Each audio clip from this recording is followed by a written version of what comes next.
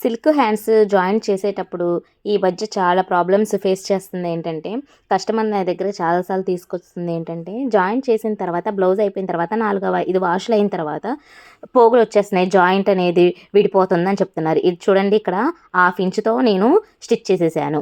ఇలాగ కాకుండా చివరికి ఎడ్జ్ దాకా కుడితే గనక ఇలా పోగులు ఊడే ఛాన్సెస్ ఉంటుంది.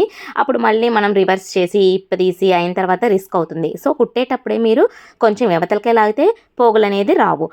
ఇప్పుడు హ్యాండ్ అంతా జాయిన్ చేసిన తర్వాత లైనింగ్‌ని అటు పక్క తీసేసి దానిపైన లైనింగ్ పైన అణిగుడు కుట్టి వేసేసేయండి. మీరిక్కడ గుర్తుంచుకోవాల్సిన విషయం ఏంటంటే, హాఫ్ ఇంచు ఈక్వల్‌గా స్టిచ్ చేయటం. అంతే అండి.